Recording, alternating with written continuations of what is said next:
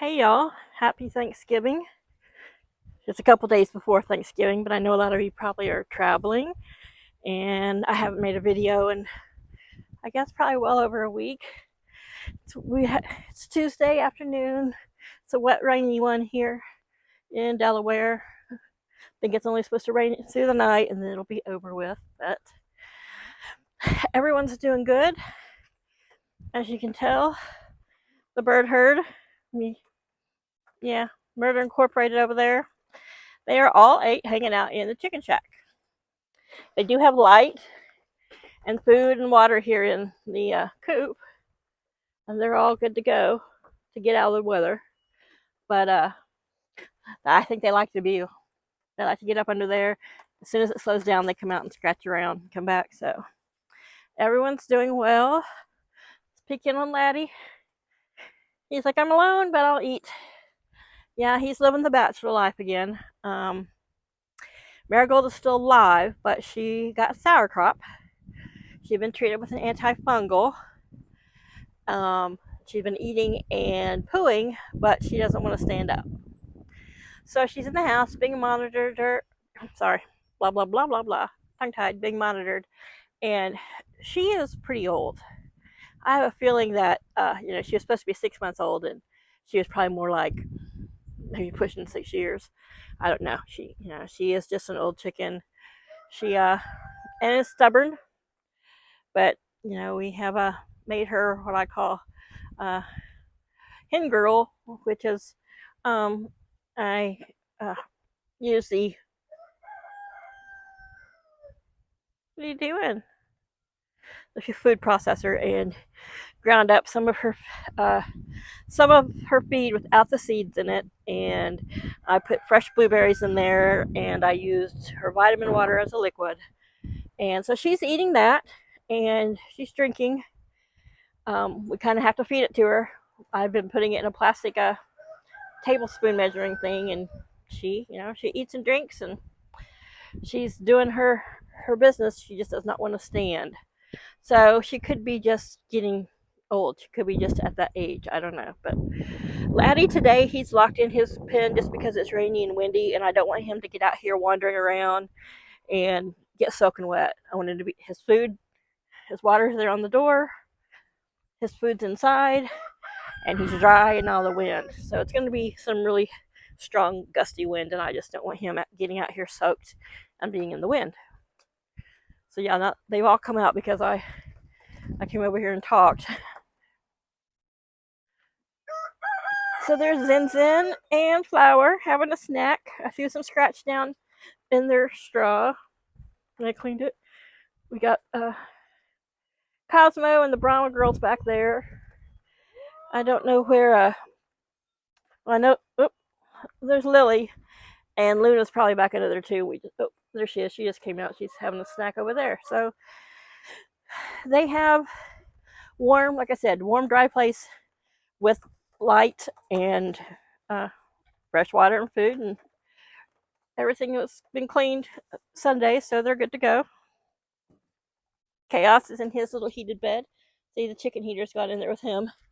He's staying dry, so everything's good. I just wanted to make a quick update. Yes, we're keeping the red truck. You can pretty much tell that we still got some green grass, but in here throughout the chicken yard, they pretty much eat anything that's really green. But there's still some green, and I'm sure if we get a couple days that are mid to high 60s, a week of weird weather, and it can be green again. But if I had a totally fenced yard and I knew that Cosmo and the younger girls would not leave, or even if I knew that they wouldn't leave the yard, I would let them out to graze on this. But I let it get a little high, and I go out and I pull a bunch of it and give them a pile every day. Plus, they get kale and broccoli and all kinds of stuff. See, he's like, I didn't want to get wet, so he's gone underneath. So yeah, he can be under there. He's still in the wind, but it's all dry straw. Straw does not hold the moisture. Straw has, if you don't know, has a waxy, kind of a waxy coating to it, and so a lot of the water will run off away from straw. It doesn't get like soupy wet like hay, but um, anywho, he's under there, so he doesn't get overly wet under this tree.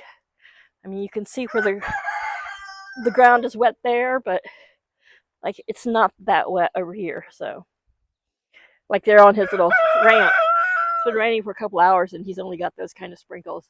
This Norwegian spruce here does a really good job of keeping his area from getting waterlogged. So he can be out of the coop actually and not be getting too wet. I've read up and researched and talked to a lot of other Cosmo, we're not talking about you, rooster people. And if Marigold doesn't make it, they say a rooster can be a lone rooster. He can just free range by himself, long as he's got plenty of area. You don't keep him cooped up. So at least in the winter, unless something happens that someone here in Delaware has, a young rooster they have to rehome or a hen, I won't be getting him a buddy. His coop is small enough that he can stay warm in there. I prefer for him to have someone in there to snuggle with. And so I'll keep my eye out. This time of year, it's very common here for someone to, need to realize that one of their hens is a rooster. Somebody gets summer chicks and goes, uh-oh, I have roosters and might need to rehome one. So without females to fight over, I think Laddie would be fine with another rooster, especially with him being the top dog. This fella here, well, he's just become Mr. Jerk. Yeah, he's beautiful, and I'm looking forward to hatching some of the green eggs this spring, possibly incubating some and getting some little Easter eggers from him. I might just incubate anything I get, because as the only rooster, I'm not sure if having a male Easter egger and say like a Brahma, if they will produce a colored egg, but we'll see. Yeah.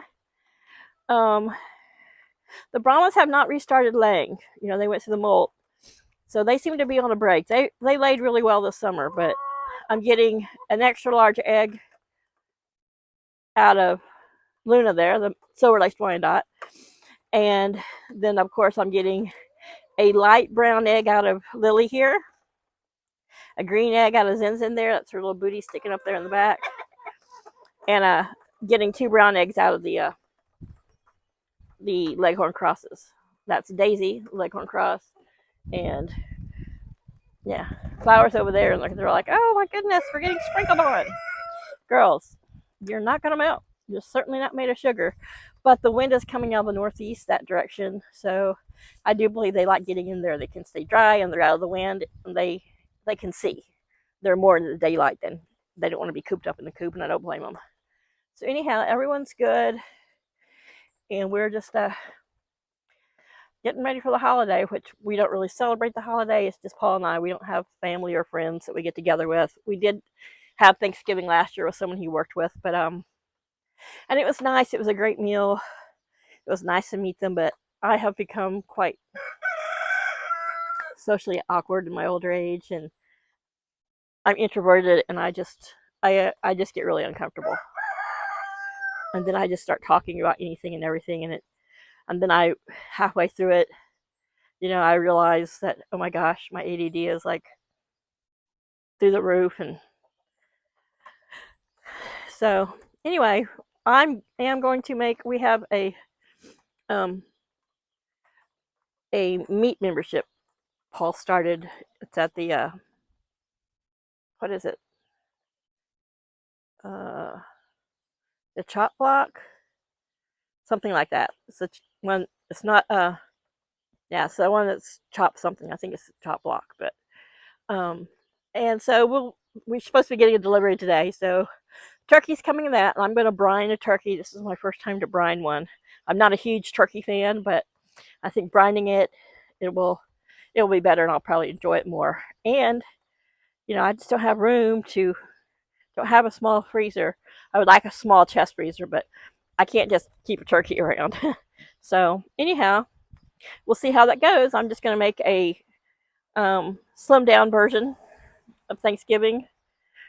You know, get like a key lime pie and pecan pie, and just some stuffing or dressing, as people we call it, dressing, Oklahoma.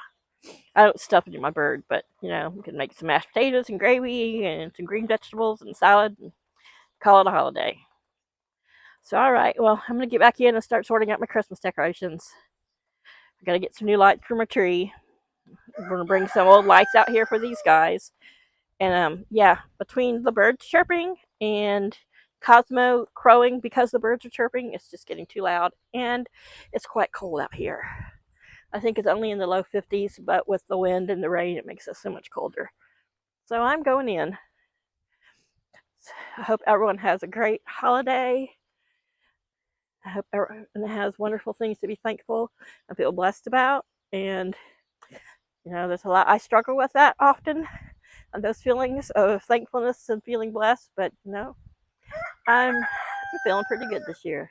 So you guys have a great holiday, and we'll close out with these beautiful leghorn crosses. Ladies, I don't want you to be getting wet. I'm like, we don't care.